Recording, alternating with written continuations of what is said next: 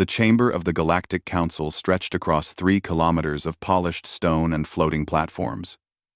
Representatives from 47 species gathered for their quarterly review session. Most were bored. These meetings rarely produced anything exciting.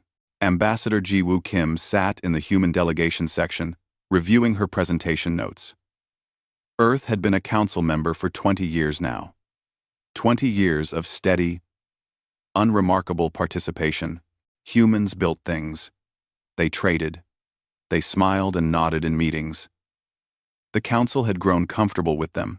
Next on the agenda, announced Councillor Thex, his crystalline voice echoing through the chamber. The Human Infrastructure Proposal. Ji-Woo stood and activated her display. Holographic images filled the air above the council floor. Earth proposes expanding the jump gate network in the Thessian sector, she began. We've developed more efficient power systems that could reduce travel time by 18%. A few council members looked at the data.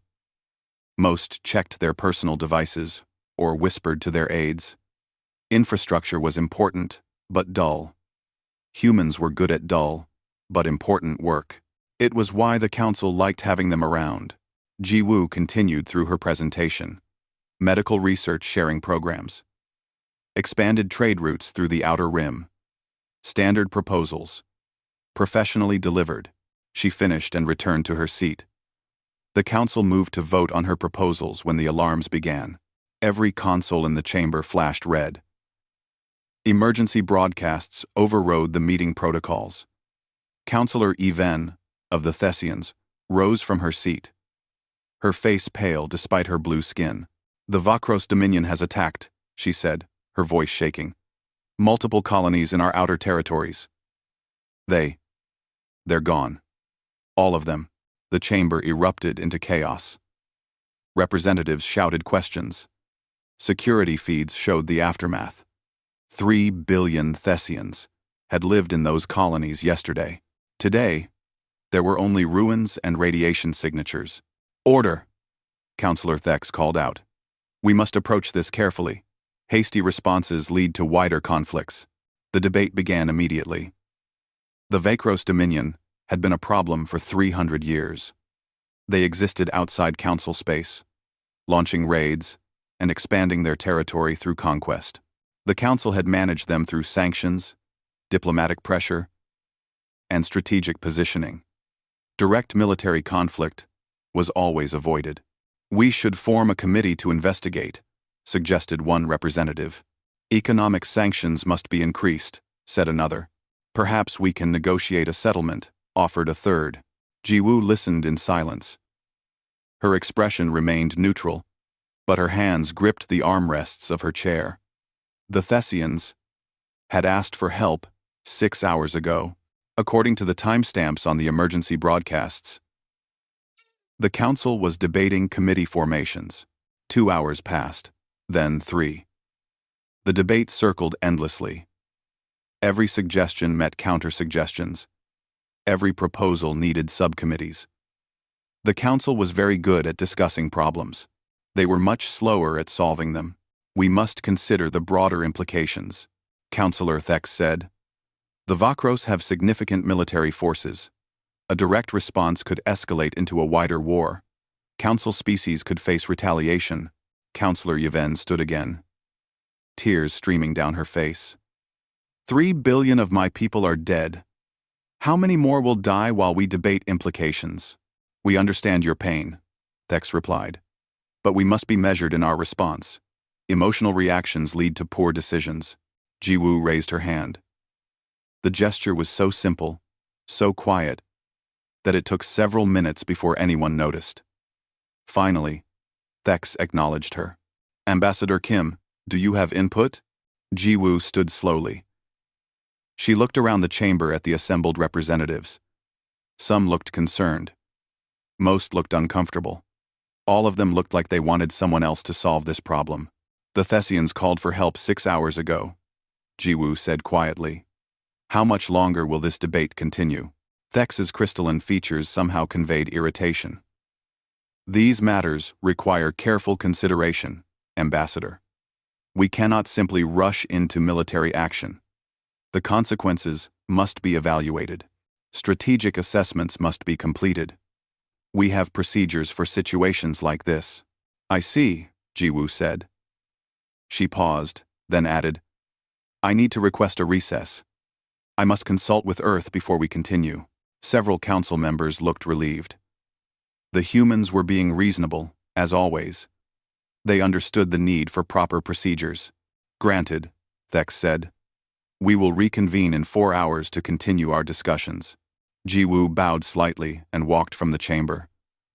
Her staff followed her, their faces as carefully neutral as hers.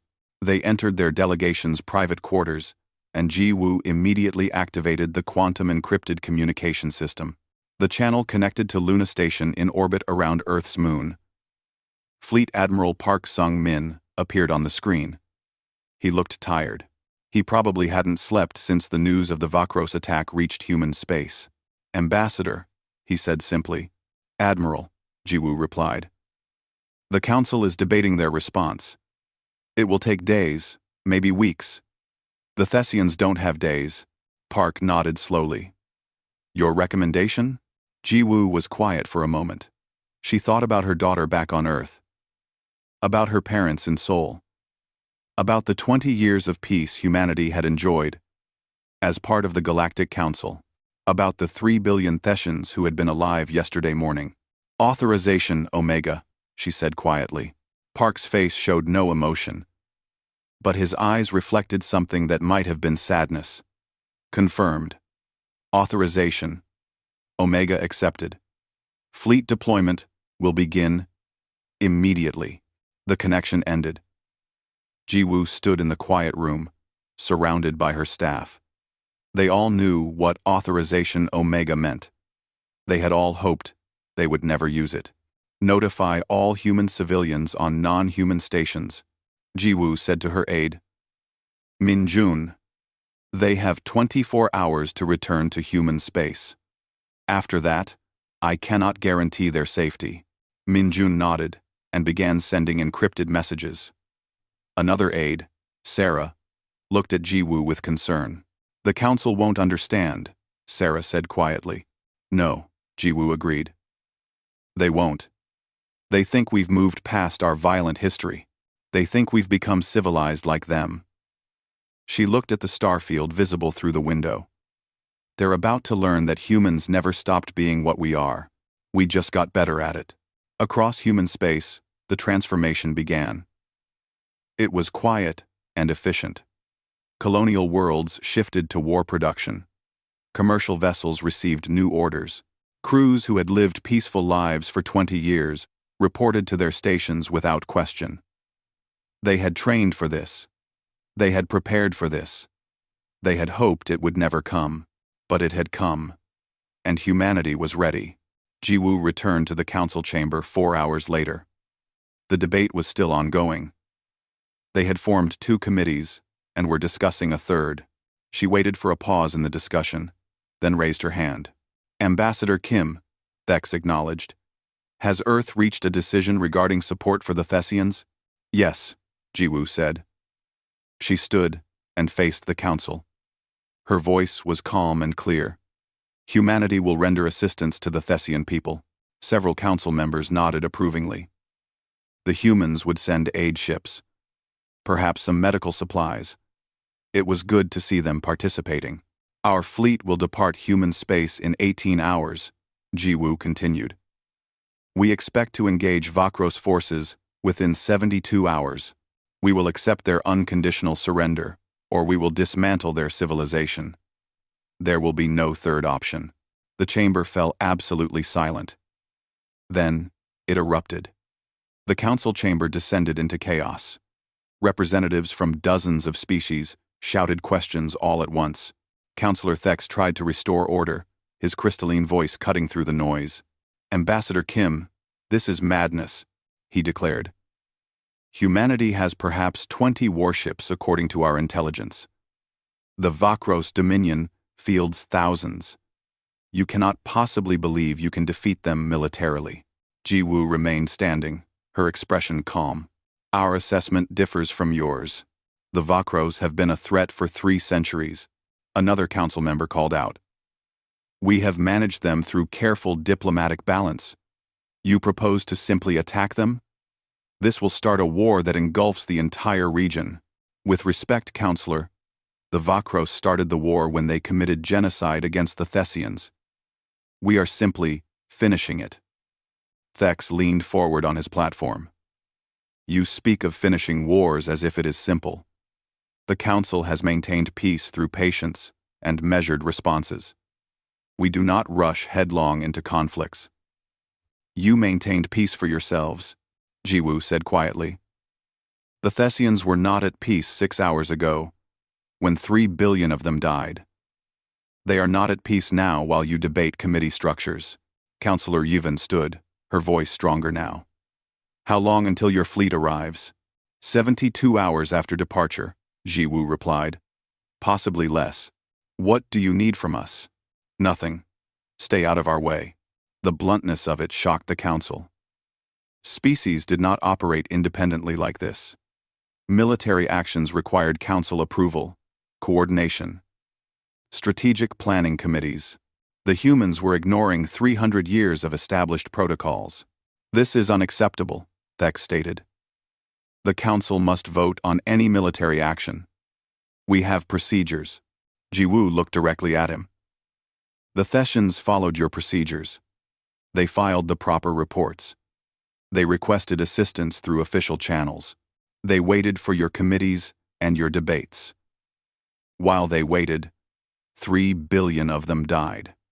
We will not follow procedures that prioritize paperwork over lives. She gathered her materials and walked from the chamber. Her staff followed. Behind them, the council erupted into even louder arguments. Some demanded sanctions against humanity. Others called for emergency sessions. A few, very few, looked ashamed. On Luna Station, Admiral Park stood in the Fleet Command Center watching the deployment. It was magnificent and terrifying in equal measure. The transformation he was witnessing contradicted everything the Galactic Council believed about humanity. The commercial shipyards orbiting Earth were not just commercial. They had been designed from the start with dual purposes. In the past 12 hours, those shipyards had revealed their true nature. Cargo vessels split open, their hulls reconfiguring into warship profiles.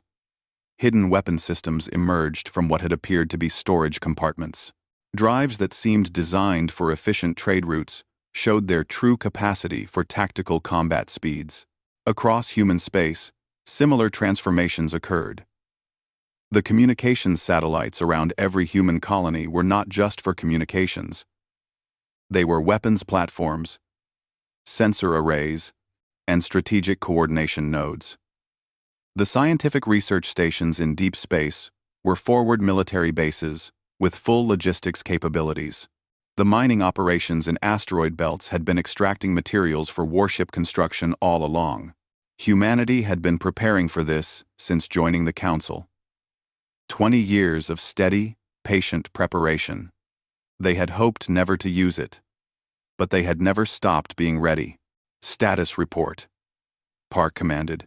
200 capital ships ready for deployment, his tactical officer reported. 400 support vessels standing by. All crews at full readiness. We have enough supplies for 6 months of sustained combat operations without resupply. Park nodded. 200 capital ships. The Council thought humanity had 20. The error was understandable. Humans had been very careful about what they showed to the galaxy. What about the Vakros fleet positions?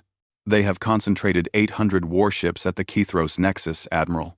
It's the obvious choke point if we follow standard approach vectors. They are broadcasting on all frequencies that they will destroy our fleet, as a lesson to the Council. Park allowed himself a small smile. Tactical assessment. If we engage them at Kethros, what are our chances? 40% in our favor, Admiral. We have better weapons and superior tactical coordination. But they have numbers. It would be a brutal fight, with heavy casualties on both sides. Good thing we are not going to Kethros Nexus then. His tactical officer looked confused for a moment. Then understanding dawned. Strike teams, Admiral? Strike teams, Park confirmed. The Vakros are thinking like the Council. They expect us to fight a traditional fleet engagement, naval formations, strategic positions, gradual advancement. They are wrong. He pulled up the tactical display of Vakros space. Dozens of targets lit up across their territory. Industrial worlds, shipyards, resource extraction sites, logistics hubs, communication networks, power generation facilities. We do not fight the Vakros military, Park said. We dismantle the civilization that supports the military. Without supplies, without communication, without fuel, their warships become expensive debris. The tactical officer studied the plan. This will require perfect coordination, Admiral. Every strike team must hit their targets simultaneously. Then we will coordinate perfectly. We have trained for this for 20 years. Time to prove the training was worth it. The fleet began its departure. The capital ships moved first, their massive hulls accelerating to jump speed with startling grace. They were followed by clouds of support vessels, electronic warfare craft, and medical ships. The Council's monitoring stations tracked the movement with growing alarm. Intelligence reports flooded into the Council chamber. What they revealed contradicted 20 years of assumptions about humanity. They have at least 200 capital vessels, one analyst reported. Our previous estimates were off by a factor of 10. Their weapons systems are unlike anything in our databases, another added. We are seeing railgun arrays with extreme range, kinetic kill vehicles, something called rods from God, that appears to be relativistic projectile weapons. Their fleet doctrine is completely different from standard galactic naval architecture, a third analyst explained. They are built for sustained combat, far from support. Their ships have redundant systems, modular repair capabilities, and supply reserves that suggest months of independent operation. Counselor Thex reviewed the reports with growing unease. Where is their fleet heading? They are not heading for the Kethros Nexus, Counselor. They are splitting into multiple task forces. We count at least 15 separate battle groups, each taking different vectors into Vakros space. Different vectors? To what destinations? The analyst highlighted the tactical display. Everywhere, Counselor. They are targeting the entire Vakros infrastructure simultaneously. The Council watched through neutral observation posts as the human fleet moved.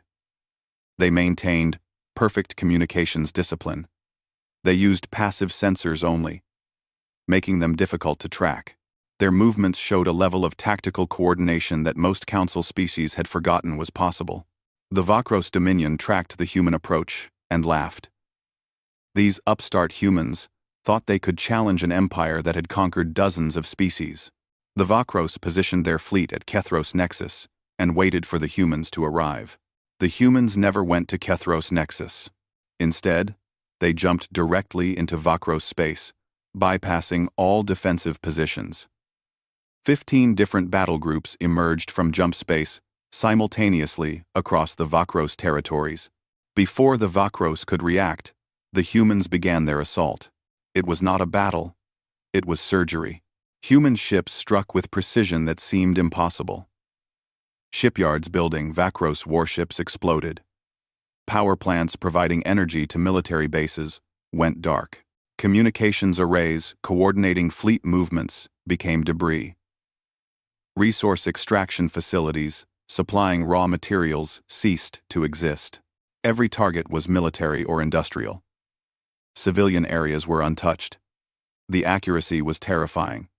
A human warship could destroy a munitions factory while leaving the residential district next door completely intact. The Vakros fleet at Kethros Nexus received emergency calls from across their empire. They abandoned their defensive position and rushed back to protect their core territories. It was exactly what the humans had anticipated. Admiral Park watched the Vakros fleet movement from his command center. Activate the platforms. Across Vakros space, millions of small objects that had been drifting in apparent inertia suddenly powered up.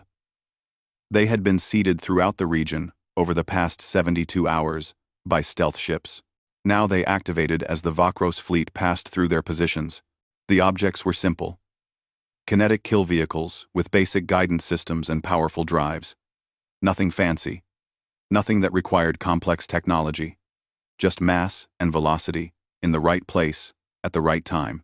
The Vakros fleet ran straight into a wall of projectiles. Their shields could not stop simple kinetic impacts at these speeds.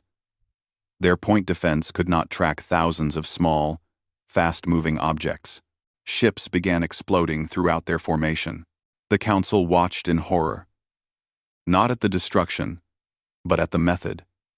This was not how modern warfare was conducted. This was brutal, efficient, and devastatingly effective. They planned this, one analyst whispered. They knew exactly where the Vakros would position their fleet, where they would retreat when attacked, and they prepared the battlefield in advance. Counselor Thex said nothing. He simply watched as humanity demonstrated what 20 years of quiet preparation could achieve. What happened over the next 72 hours was unlike anything the Galactic Council had witnessed in 1,000 years of recorded military history. It was not a war. Wars had front lines and strategic positions. Wars had gradual advancement and territorial control. Wars had periods of engagement, followed by periods of regrouping. This was something else entirely. Admiral Park operated from the UES Incheon, humanity's flagship positioned at the edge of Vakros space. Around him, holographic displays showed the positions of every human ship and every identified Vakros target. The coordination required for what they were attempting should have been impossible. Status on primary objectives, Park commanded. Strike Team Alpha has eliminated 73% of shipyard capacity, his tactical officer reported. Strike Team Beta has destroyed 81% of fuel refineries. Strike Team Gamma reports all major communications hubs are offline. Strike Teams Delta through Omega are on schedule with their assignments. Park studied the displays.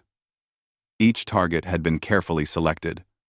The Vakros military was powerful because it was supported by massive industrial infrastructure.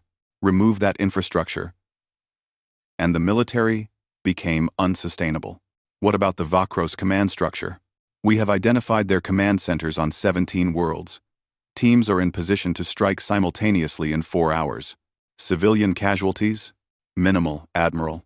We have recorded 43 civilian deaths across all operations. All were individuals too close to military installations, who failed to evacuate despite warnings. Park nodded. 43 deaths were 43 too many. But in an operation of this scale, it was remarkably low. Human weapons could distinguish between a military command center and the civilian hospital next to it.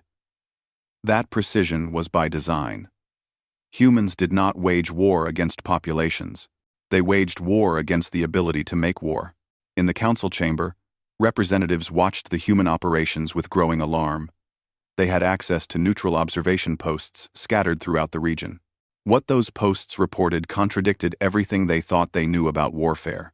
They are not fighting battles, one military analyst explained to the assembled council. They are dismantling infrastructure. Every Vakros military installation is being targeted simultaneously. Supply lines, communications, fuel production, ammunition, manufacturing, ship construction. Everything that supports their military is being destroyed. Counselor Thex studied the reports.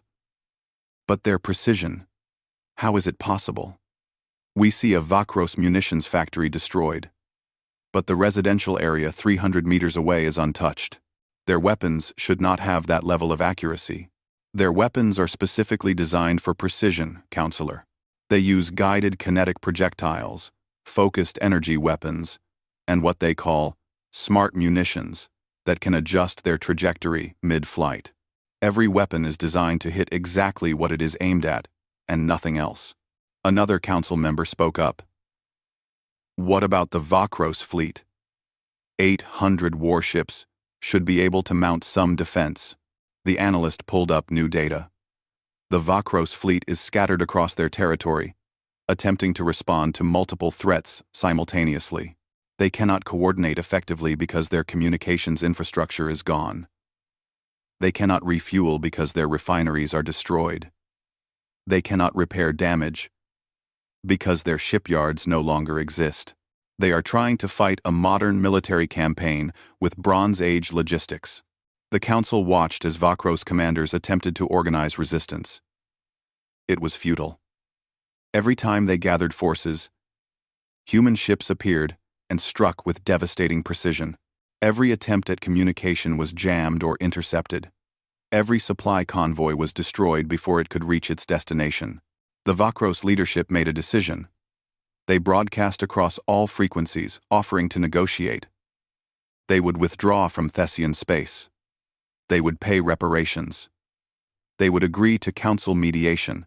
Ambassador Ji-woo Kim received the message aboard the Incheon. She reviewed it silently, then looked at Admiral Park. "Your assessment, Admiral? They are stalling." Park replied. "They hope to preserve their military capacity while appearing cooperative. In 6 months, they would rebuild and resume their expansion." Ji-woo nodded. She opened a channel to the Vakros leadership. "This is Ambassador Ji-woo Kim of Earth. We received your offer. Here is our response. Unconditional surrender.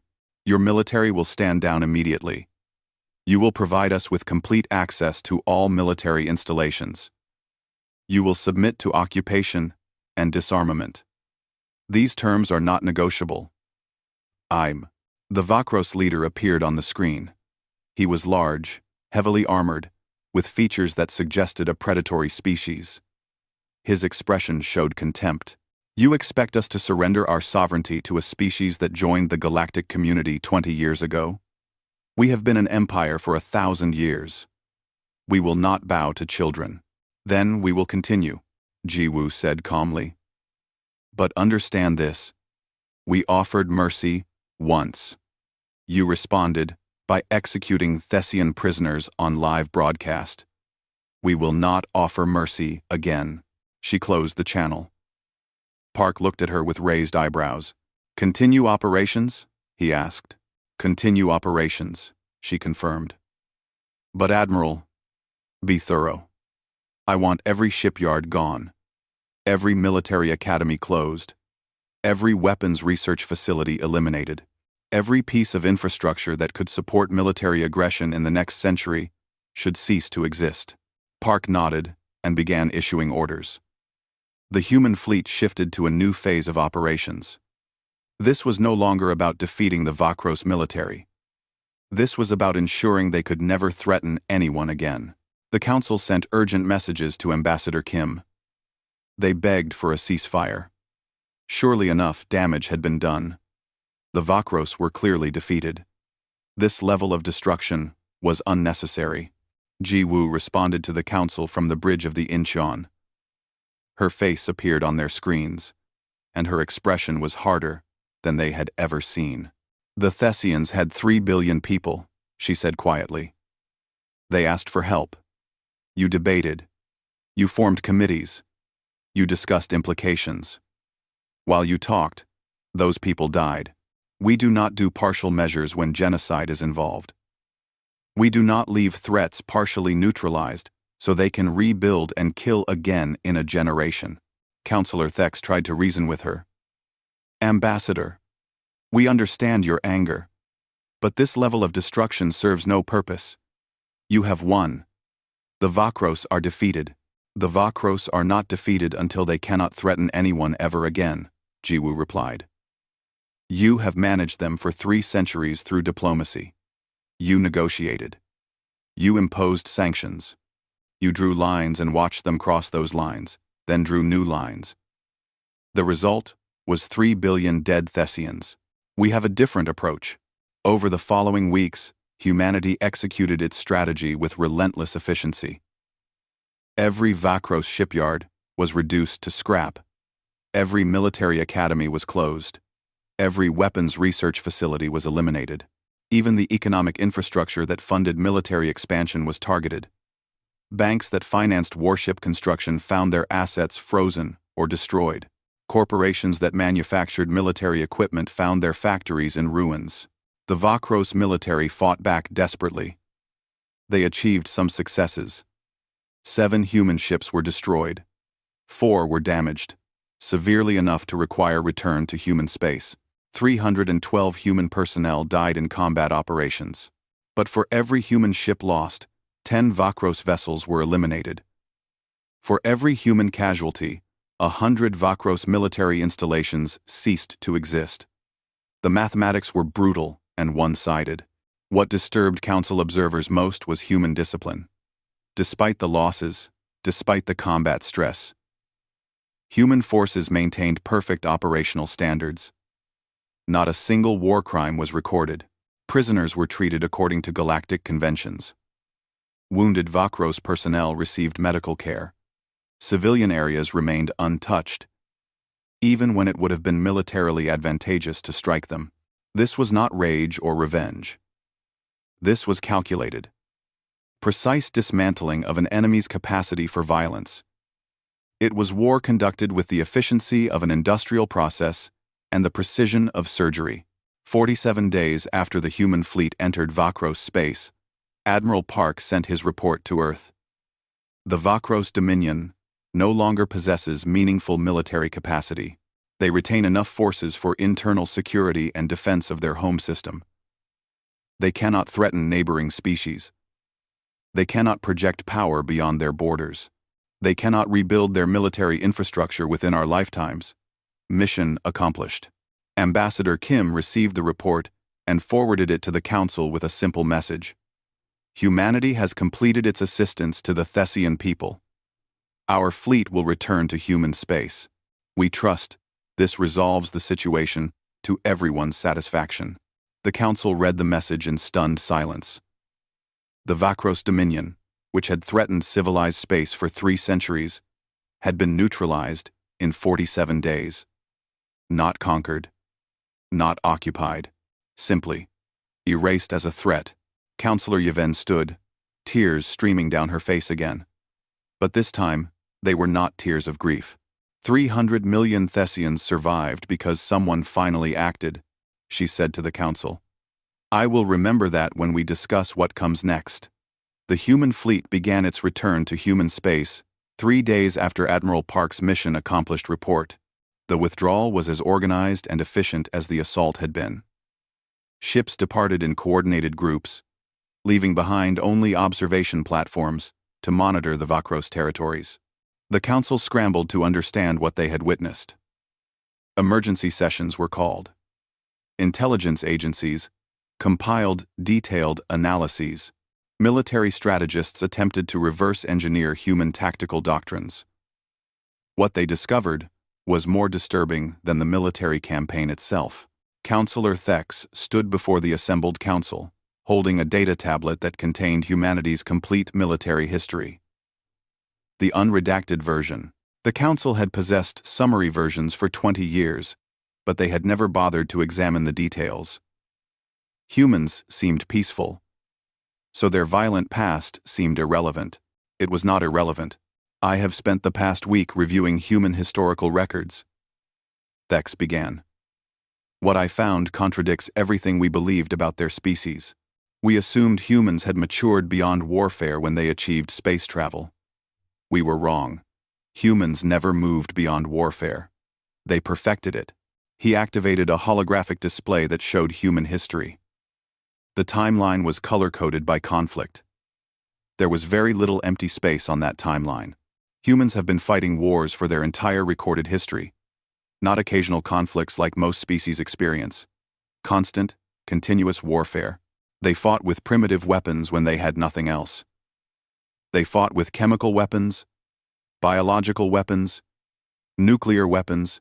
They fought wars of conquest, wars of liberation, wars over resources, wars over ideas. They have fought wars on land, sea, air, and space, another council member interrupted. Many species have violent pasts, Counselor. It is part of evolution. Most mature beyond it. That is my point, Thex replied. Humans did not mature beyond it. They industrialized it. They turned warfare into a science. Look at this. The display showed a human military academy. This is the United Earth Military Academy on Luna. They train 50,000 officers per year. The curriculum includes 3,000 years of military history, not just human history. They study every war fought by every species in the Galactic Council. They know Thessian orbital tactics from 2,000 years ago. They know Corthan fleet doctrines that we ourselves have forgotten. They study Vakros expansion strategies better than the Vakros do. The council chamber fell silent. Representatives began accessing the human military records for themselves. What they found was shocking. They have 600 military bases across their colonies, one analyst reported. We identified perhaps 50. The rest were disguised as civilian infrastructure. Their commercial shipping fleet can be converted to military transports in 72 hours, another added. Every cargo ship has hard points for weapons systems. Every passenger liner can become a troop carrier. Their education system includes mandatory military training for all citizens, a third analyst discovered. Every human adult has basic combat skills and tactical knowledge. Their entire population is a potential reserve military force. Counselor Thex continued his presentation. We made a critical error in our assessment of humanity. We saw that they were not currently fighting wars, and we assumed they had abandoned warfare. The truth is far more concerning. Humans stopped fighting because they became so proficient at warfare that they only practice it when absolutely necessary. And when they do not fight wars as we understand them. They end threats. The Council reviewed the Vakros campaign in detail. Every decision, every tactical choice, every strategic objective. A picture emerged of military doctrine unlike anything in galactic history. Humans do not fight for territory, one military analyst explained. They fight to eliminate threats. They do not occupy worlds. They do not seek conquest. They identify everything that makes an enemy dangerous, and they systematically destroy it.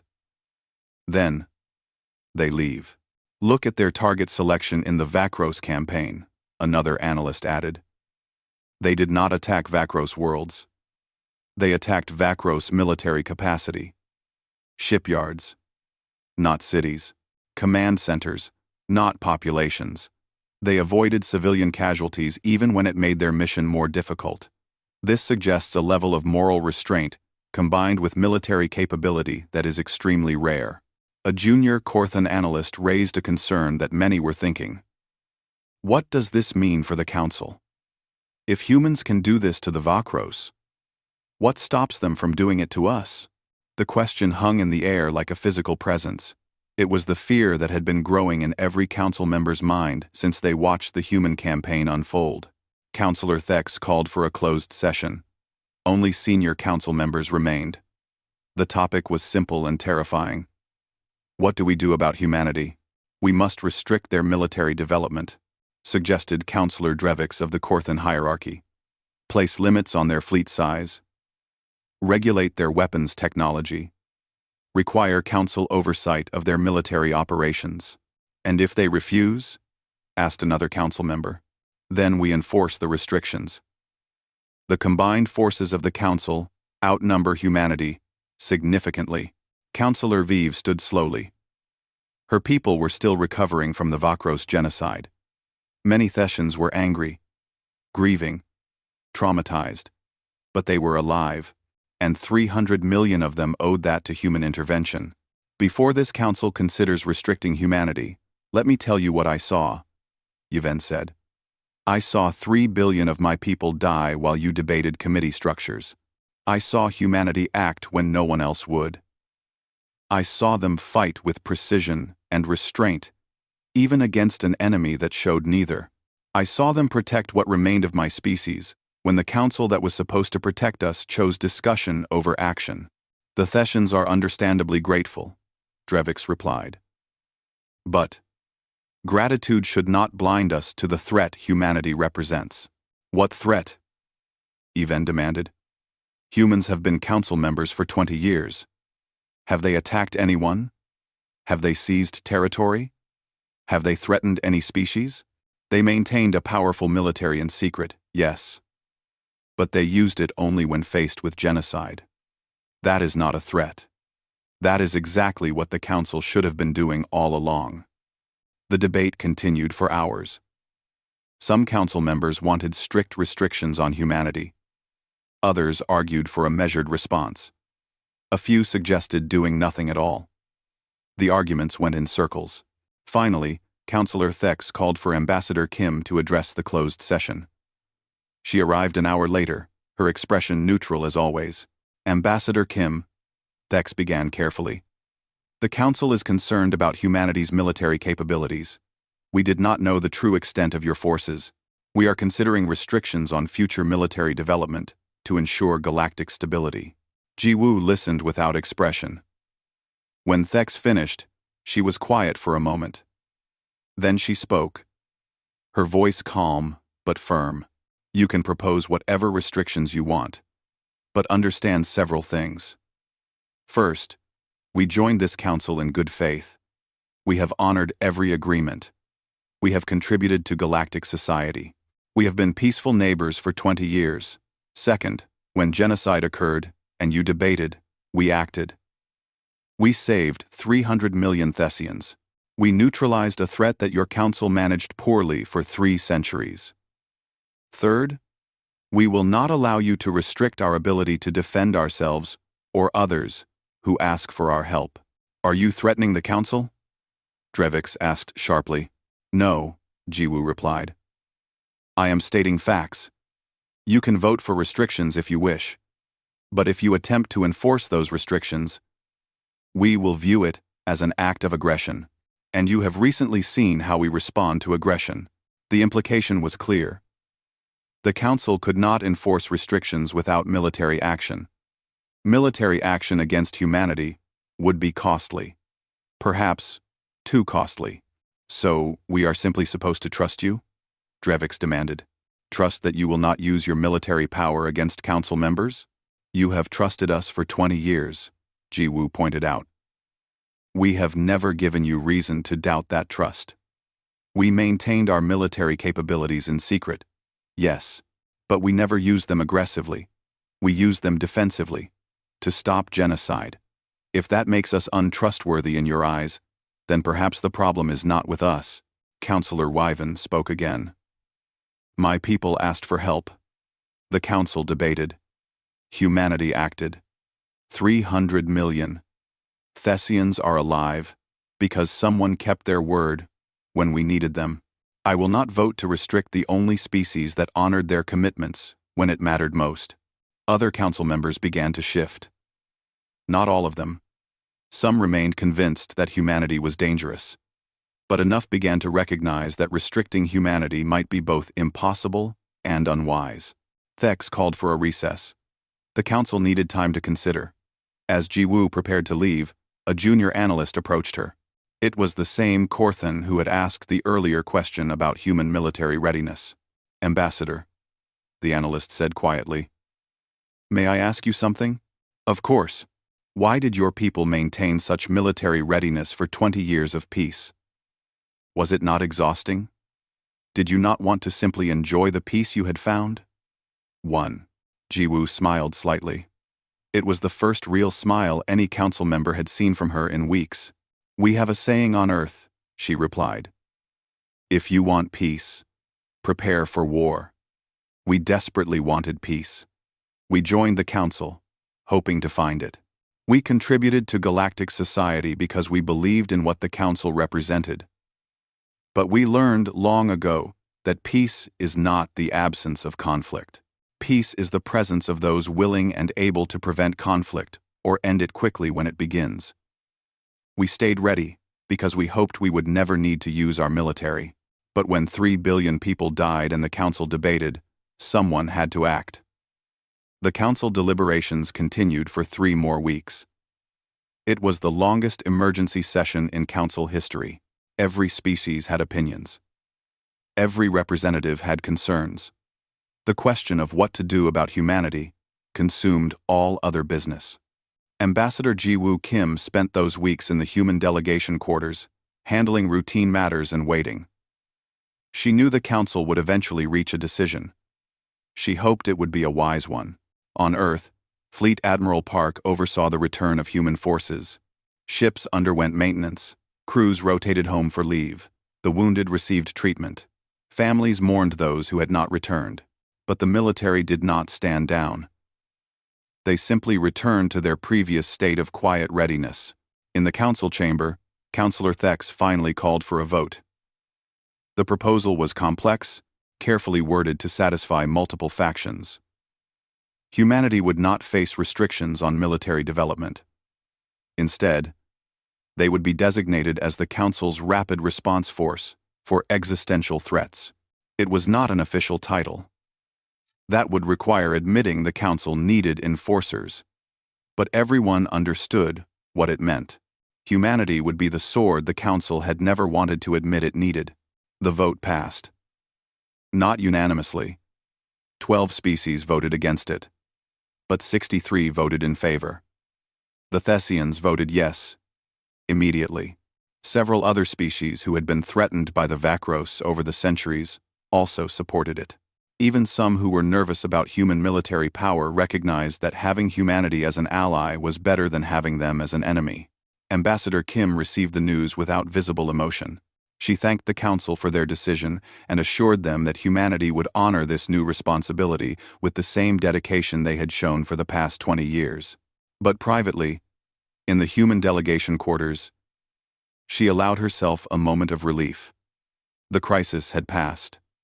Humanity would not face sanctions or restrictions. They could continue as they had been, maintaining their readiness while hoping never to use it. 6 months after the Vakros campaign ended, the galactic situation had stabilized into a new normal. The Vakros Dominion still existed, but as a shadow of its former self. They maintained enough military force for internal security.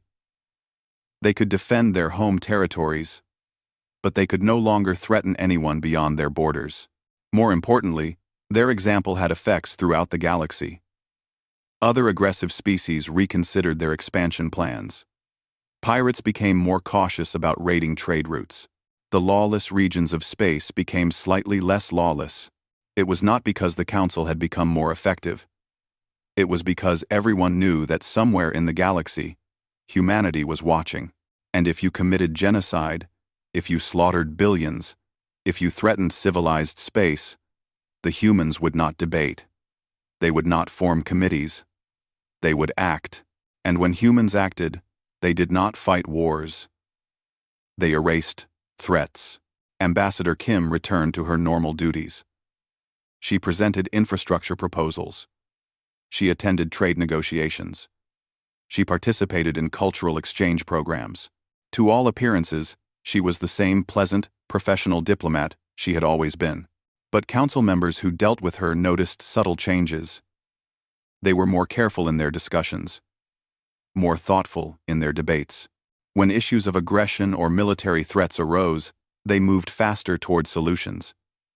No one wanted to be the species whose inaction forced humanity to act again. On Luna Station, Admiral Park reviewed the lessons learned from the Vakros campaign. Human casualties had been lower than projected, but they had not been zero. 312 people had died. Each death weighed on him. He wrote personal letters to every family. He reviewed every tactical decision to see if those deaths could have been prevented. He also reviewed intelligence reports from across the galaxy. The Council's intelligence services had finally gained access to human military records. They were studying human tactics, human weapons, human doctrine. Some species were trying to copy elements of human strategy. Park was not concerned. Copying tactics was easy. Understanding the philosophy behind those tactics was much harder. Human warfare was not about technology or firepower. It was about understanding conflict at a fundamental level. It was about knowing when to fight, how to fight, and when to stop fighting. It was about having the discipline to use overwhelming force with precision and restraint. Those lessons could not be copied from a manual. They had to be learned through centuries of brutal experience. Humanity had paid that price over thousands of years of history. Other species were welcome to study human methods, but understanding them would take time they hopefully would never need. A year after the Vakros campaign, Counselor Even requested a private meeting with Ambassador Kim. They met in a quiet garden on the council station, away from the political pressures of the main chambers. "How are your people recovering?" Jiwoo asked.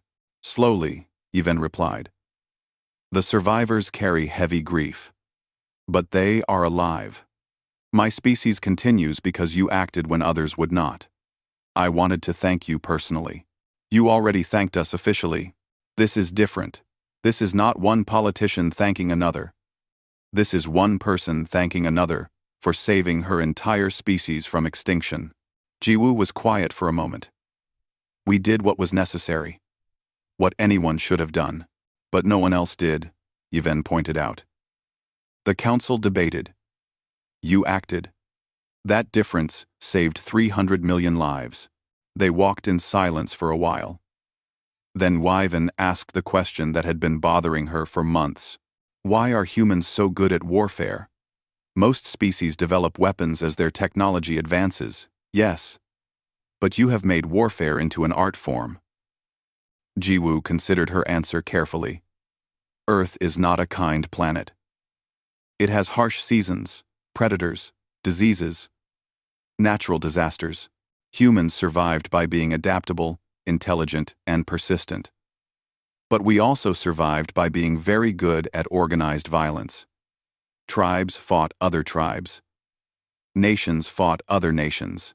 We fought over food, over water, over land, over ideas.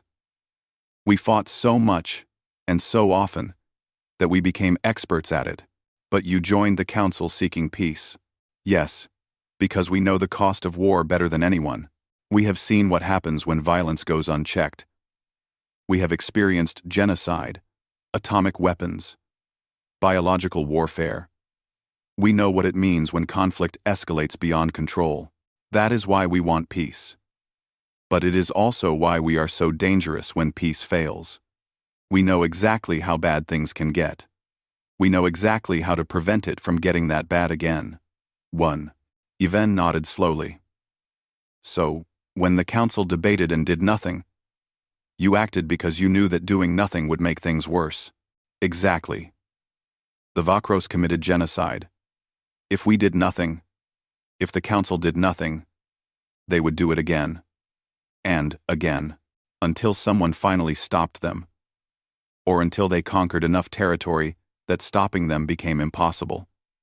We chose to stop them now, decisively, so they could never threaten anyone again. Do you regret it?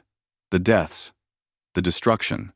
Jiwoo looked at the stars visible through the garden's transparent dome. "I regret that it was necessary. I regret every human who died in that campaign.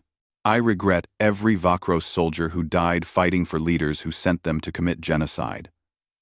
I regret that the Council's decades of inaction created a situation where only violence could solve the problem. But I do not regret our decision to act. If faced with the same choice, I would make it again." 2 years after the Vakros campaign, the galaxy had settled into its new reality. Humanity remained the quiet, helpful council member. They built infrastructure. They shared technology. They participated in cultural programs and scientific research. They were good, galactic citizens. But everyone knew the truth now. Everyone understood what humanity was capable of when pushed. The historical records were public. The Vakros campaign was documented in exhaustive detail. Every species in the Council had access to humanity's complete military history. And in the darkest corners of the galaxy, among pirates, raiders, and would-be conquerors, a new warning was whispered. It spread through criminal networks and aggressive species. It became a cautionary tale told by those who survived encounters with human forces. Do not attack Council species. Do not commit genocide. Do not threaten civilized space, because if you do, the humans will come. And humans do not fight wars, they erase enemies. The warning was not empty rhetoric. There had been 3 incidents in the 2 years since the Vakros campaign. Each time, an aggressive species or criminal organization had threatened a council member or committed atrocities. Each time, humanity had responded. The responses were smaller than the Vakros campaign. Surgical strikes, targeted eliminations, quick, precise operations that removed threats without wider conflict. But they were effective. Pirates learned that raiding human-protected trade routes led to swift destruction. Criminal organizations learned that attacking council members brought human attention, and human attention was fatal. The galaxy was not at peace. Peace was probably impossible in a region containing thousands of species with different needs and goals. But the galaxy was more stable than it had been in centuries, not because everyone loved each other, because everyone understood the consequences of certain actions. Ambassador Kim sat in her office on the council station, reviewing the latest trade proposals. It was boring work. She preferred it that way. Boring meant peaceful. Peaceful meant people were not dying. Her communication console chimed. A message from Admiral Park on Luna Station. She opened it, expecting routine military updates. Instead, it was a personal note. Thought you would like to know. We completed the memorial for those lost in the Vakros campaign. 312 names, carved in stone on Luna. Their families were present for the dedication. We promised them their sacrifices ensured others would not face genocide without response. I believe we have kept that promise. Jiwoo read the message twice. Then she composed a reply. Yes, Admiral. We have kept that promise, and we will continue to keep it. Because that is what humans do. We protect. We defend. We act when others will not. It is not easy. It is not always popular, but it is necessary. End quote. She sent the message and returned to her trade proposals. Outside her window, the council station bustled with representatives from dozens of species. They debated policies. They negotiated agreements.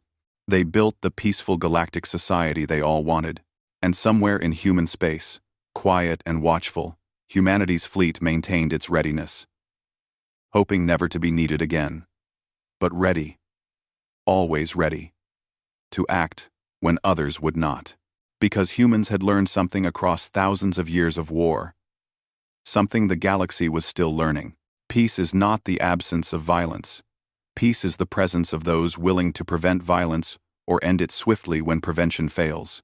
Peace requires strength, discipline, and the wisdom to know when to use that strength. Humanity had that strength. They had that discipline. They had learned that wisdom through centuries of painful mistakes, and the galaxy, for better or worse, was learning to trust that humans would use all three wisely. The story of how humans earned that trust would be told for generations. The council members who had debated while billions died. The humans who had acted when no one else would. The Vakros, who learned that some threats could not be negotiated with or managed through diplomatic pressure. But the most important part of the story was the lesson. Humans do not fight wars. They erase enemies. And the galaxy was more peaceful because of it.